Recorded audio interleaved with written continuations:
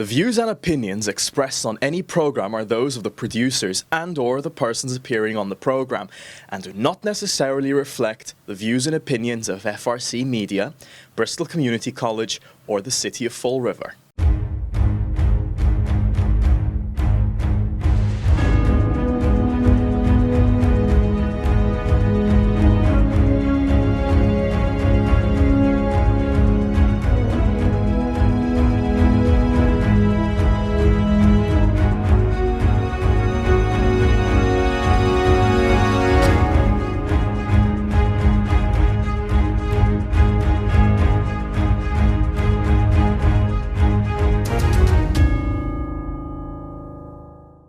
It's Thursday, December 12th, 2024. This is FRC Media News.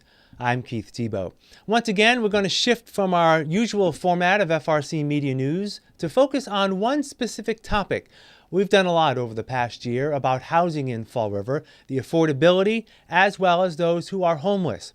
Well, the Massachusetts Institute for a New Commonwealth, or MassINC, recently completed a study where it talked to all 26 gateway cities in Massachusetts about their affordable housing stock and ways to improve it. I'm joined today by MassINC's Senior Research Associate, Elise Rapoza, where we talk about the survey as well as how Fall River ranks in terms of housing affordability. Elise Rapoza, thank you for joining me today. I really do appreciate your time. My pleasure. Happy to do it. I guess talk a little bit about people may not know MassINC. Talk a little bit about MassINC. You work as part of the policy center there. This is a type of work in terms of these studies that are done all the time, correct? Correct. Yep. I work the Senior Research Associate for the MassINC Policy Center, and we do nonpartisan, objective research on a variety of issues. But mainly, one of our areas of focus is the needs of gateway cities. These are our small and mid-sized cities throughout the Commonwealth that haven't done economically as well as, say, greater Boston area, but are working very hard to do so. And they've seen a lot of gains, particularly in the housing space.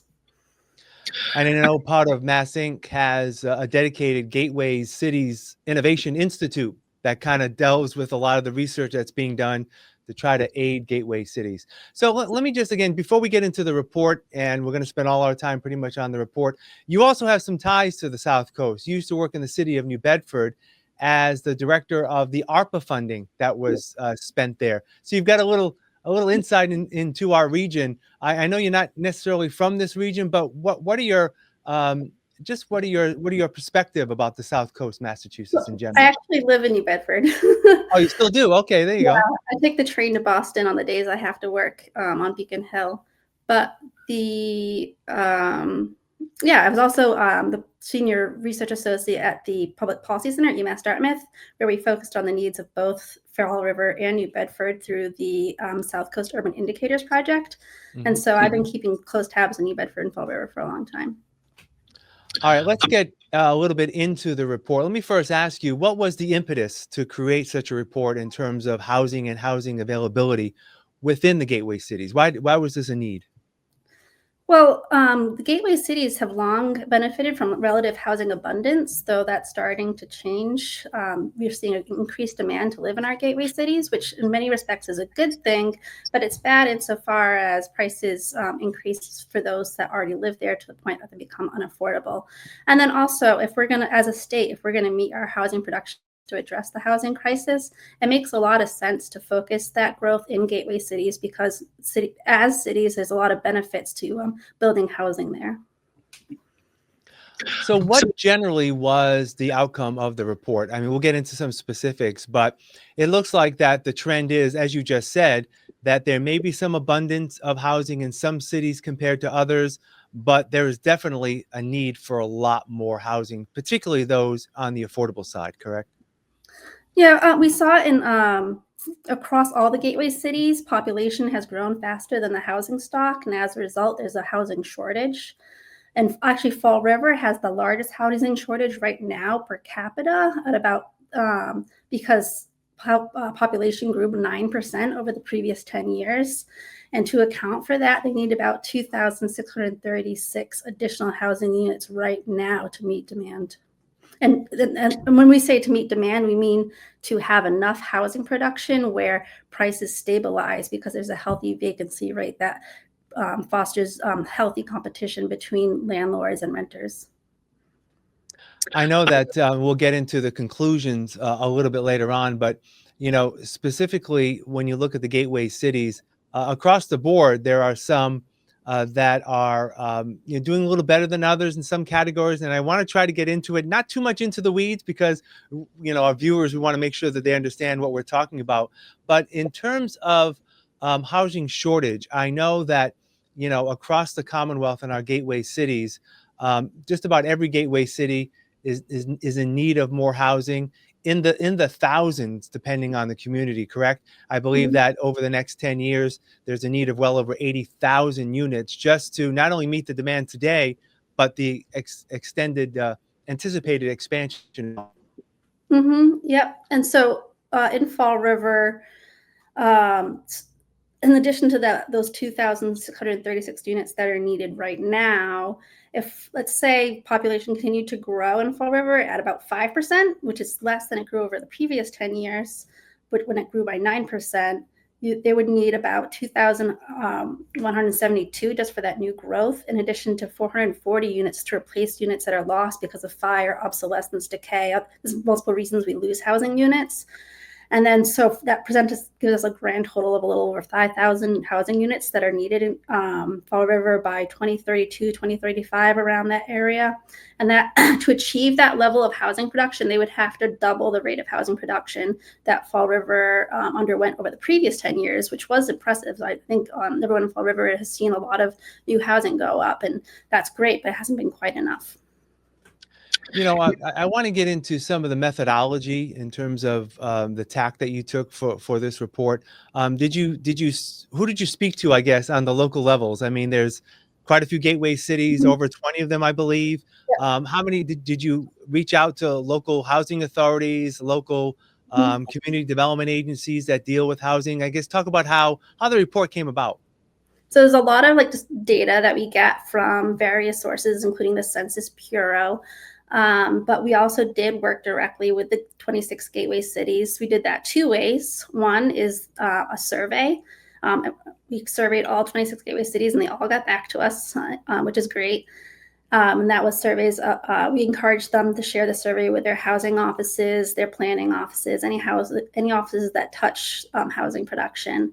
And then we also, at MassINC, have something called the Gateway Cities Innovation Institute, through which we coordinate directly with Gateway City economic developers, and we got their input along the way.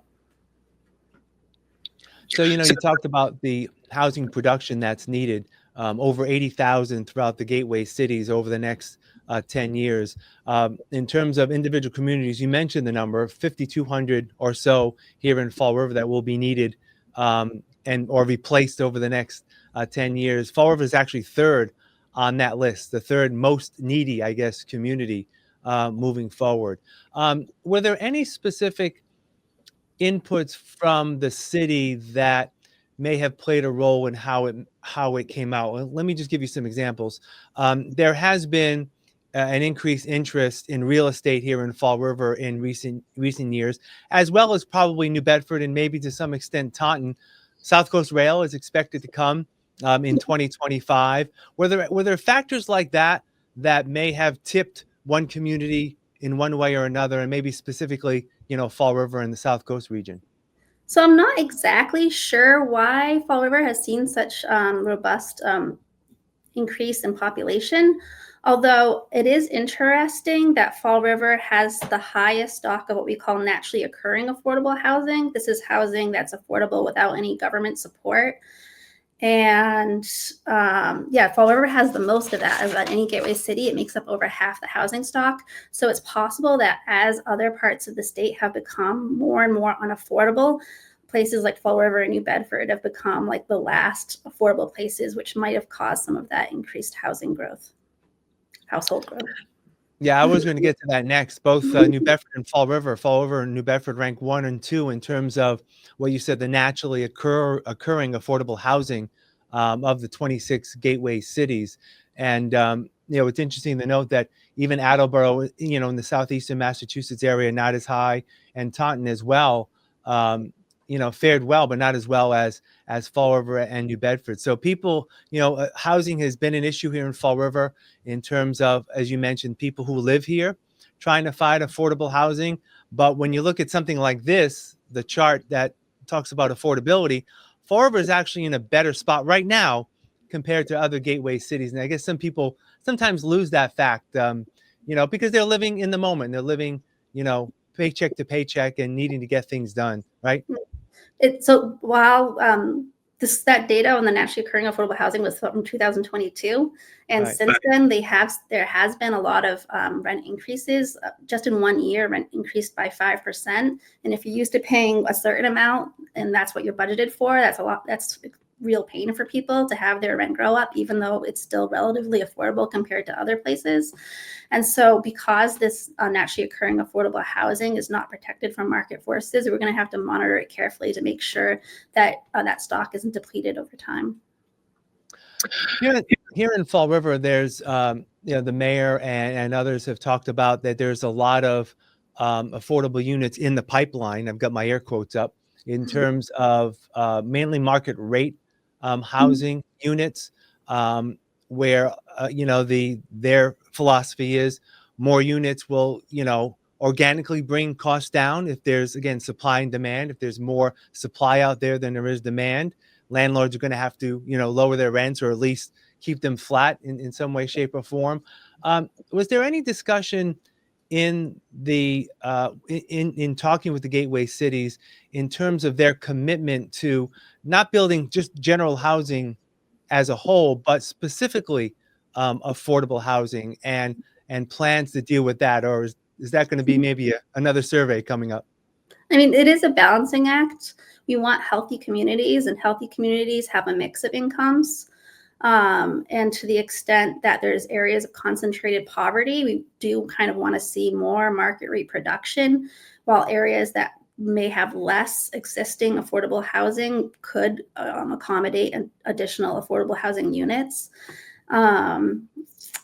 And when I'm saying affordable housing here, we're talking about the income restricted kind, where you have to make under a certain amount of money in order to qualify to live in that unit. We did survey gateway cities on the extent to which they are building affordable housing of that subsidized income restricted type. And all of them have done something. Part of it is because there's almost no choice, because housing's so expensive to build, and a lot of the subsidies that are available to close that financial gap are for affordable housing. The Housing Development Incentive Program makes it possible to build market rate units that would otherwise not be financially feasible. And Fall River has kind of led the pack in taking advantage of this program, which is why we've seen an increase in this market rate market rate production. But yeah, right now, it seems like Fall River has a good mix, but moving forward, if that naturally occurring affordable housing gets depleted, they'll have to look more into building that deed restricted, income restricted type of affordable housing. Yeah, and getting into the affordability and I guess the incentive to build more affordable units. There is a graph as part of the report. It's the financial gap to construct rental units in terms of, I guess, their return on investment. And in Fall River's case, there's sort of a deficit of almost $250,000, which means that for someone to invest in an affordable unit, it may cost them almost $250,000, not necessarily guaranteeing that return. Did I explain that somewhat correctly there? And that could be an issue, right? Yeah. So housing construction is extremely expensive, and unfortunately there isn't enough public subsidy to produce all affordable housing. There has to be a mix of market rate and affordable, just because we don't have enough public dollars because even as housing construction is expensive to build, affordable housing is even more expensive to build, because that financial gap is larger, because we have to offset the lower rents that get asked in the future. And so, yeah, it's like in gateway cities, this is a huge hurdle because the rents are so low. They can expect less return, and so there's this large gap between how much it costs to build in the state versus how much rent they can expect to receive. There was some other data in the report that sort of tied into the gateway cities, and I guess mobility would be the best way I put it, in terms of public transportation. We talked about South Coast Rail. There are some communities that have had rail already, and it seems that in a lot of those situations, maybe those around the Boston area, that gap tends to be a little smaller, right? Where you've Mm-hmm. got the gateway cities. And again, I'm just looking at the affordability list here in terms of that gap. You've got, Barnstable out on the Cape, and then you've got, South Coast Massachusetts, Lowell and Lawrence, and then you've got Western Massachusetts where the gaps are really big. Are those socioeconomic factors? How much do they play a role in this as well? I mean, there's a lot of speculating I could do. Right. Right. So the biggest driver of these market gaps is the difference in the price of rent versus because construction is pretty much the same everywhere. There is like cheaper land prices in many of the gateway cities that kind of offset that, but the bulk of the expenses, the construction's pretty universally expensive. There's not much difference from place to place. In Massachusetts, there's differences between Massachusetts and lower cost construction environments. It will be interesting to see what happens with South Coast Rail. To the extent that people want to do an hour and a half train ride to Boston. I think Fall River in particularly is closer, tied more closely economically with Providence than I think it is with Boston. And so I'm not sure the extent to which South Coast Rail will increase the demand to live in Fall River, but who knows? It's something we're going to track moving forward. Yeah. Now, in terms of tourism moving forward, I want to get into, some of the recommendations that are in the report. And a lot of them are, in my mind, pretty common sense recommendations. But before I do that, what are the opportunities, if there are any, for federal and state government help for communities, gateway cities, to create affordable housing? In Massachusetts, the legislature passed a $5 billion housing initiative last session that will infuse money that can go toward this. I guess, are there any options that communities can take with the help of federal and state government to, improve the existence of affordable units? Right. Yes. So there's lots of areas. It's very exciting to see increased attention on housing, both federally and at the state level on this issue. There's a lot of good things in the affordable, I forgot the name of that act, but the state law you were referencing. It doesn't actually allocate the money, it just allows them to spend that amount of money. And then there's additional issues with regard to appropriating the funds because there's caps on how much the state can borrow, and this is a bond bill. But in addition to the actual concrete money, there are some legislative changes that make things possible that weren't possible before without spending any money.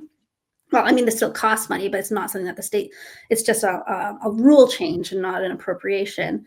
And these include things like backyard cottages or accessory dwelling units. There's a lot of hope that those will take off, particularly as baby boomers retire and want to age in place, or to make room for a intergenerational households of all varieties. And then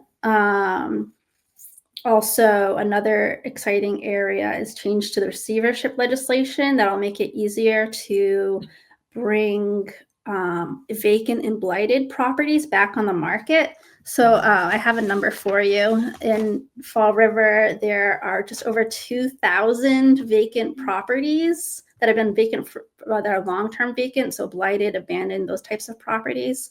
And if all of those housing units were returned to the market tomorrow, it would address 75% of the existing housing shortage today. And so but right now there's very little funding for that sort of activity, but we are seeing changes legislatively in terms of making the rules easier for addressing that problem.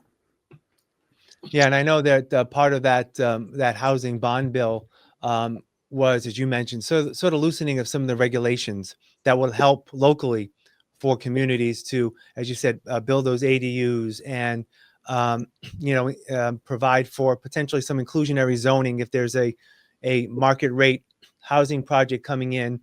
Maybe you can talk to the developer to make some of those more affordable. And that's part of, there were four, and I want to get to our final section here in terms of four goals that Mhm. were recommended. You just touched on one in terms of reclaiming vacant property. Um, you said that the city of Fall River has over 2,000. Was that the number you gave? Correct. Yep. And according to the report, there's 8,600 um, statewide. So Fall River Mhm. has a quarter of them in and of itself. So that is something that can really make an impact. But again, you need to tie in the current property owners with Yeah. selling and then a developer to come in and do all that. So it's not just as easy as Uh, reclaiming the property. There's a lot of yep. steps there, right? It's a long, painful process. It's very whack-a-mole. Like to work property by property. It's not like a large housing development. You're going to get 200 housing units in one go. It's one at a time, and each one is legally intensive in terms of addressing whether it's in probate or there's a variety of legal issues that must be addressed. But yeah, I could talk more about that, but Yeah, I mean, there's definitely a lot there, and definitely something that we get the lawyers involved for that type of thing. Of course, the number one goal was just to increase the housing population. We talked about produce over 80,000 new units by 2035, and that could be either part of reclamation or part of brand new housing that hopefully will, whether they're market rate or not, hopefully will bring the prices down. We talked about reclaiming the vacant property. And third is increasing home ownership. I know in speaking with our community development agency here, he was mentioning Michael Dion is his name. You may have met Michael. There were the city for a long time has had a first-time home buyers program Mhm. through Mhm. their agency, and he was saying that even with the price of single-family homes today, that it's still not affordable for people to take advantage of the program because even though they would get money for a down payment, it still may not cover the cost of that. So I guess Right. in terms of increasing home ownership, what are some of the ways that maybe can work in this economic environment? Yeah, this is one I'm very excited about. So far, our whole conversation about affordable housing in this state has been very much focused on rental properties. Mm, And if you want to have economic stability in your life, if you want to benefit personally, financially from the improvement of your community, if you want to develop wealth and intergenerational wealth that you can pass on to your children, we're talking about home ownership, not rental properties. And actually, Fall River is among the gateway cities with the largest unmet internal demand for homeownership units. It's third after Quincy and New Bedford for total units, and first among households making 80 to 100% of area median income. A little wonky. I don't need to get into that too much, but yeah, there's about 2,000 households we estimate in Fall River that, if like looking at home ownership rates generally, we would expect to want to be homeowners that currently aren't. And if we look at the inventory of affordable housing in Massachusetts, like a fraction of a percent is for homeownership. It's more than 99% rental. yeah. And so, yeah, this is an area where we really hope to see more activity. And it addresses that issue you mentioned, where even though we have all these programs to help people into home ownership, the income levels to qualify are such that there aren't units affordable to those households that qualify for those programs. Right. And so we need to create home ownership opportunities that match the program requirements of these down payment assistance programs. Yeah.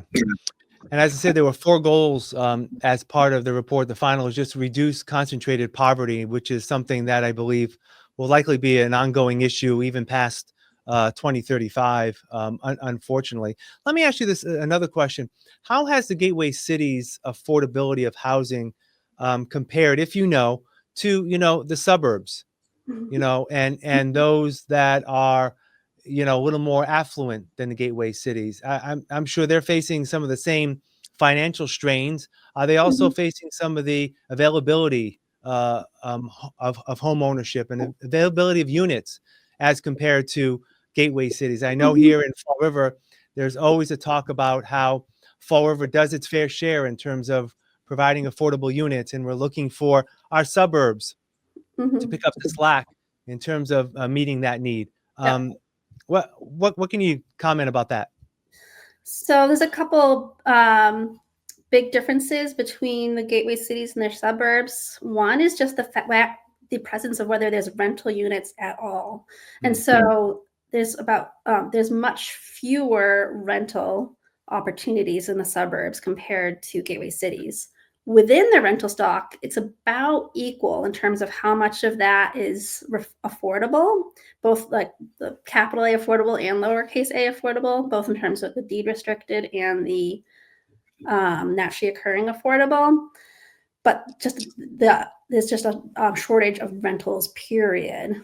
That kind of makes those opportunities less available. And then the other part is that in the suburbs, the capital A affordable units, the ones that you have to have a low income to qualify for, are by and large they're much more likely to have age restrictions. So these are geared towards older adults, generally 55 plus, and they're also less likely to have more than 3 or more bedrooms.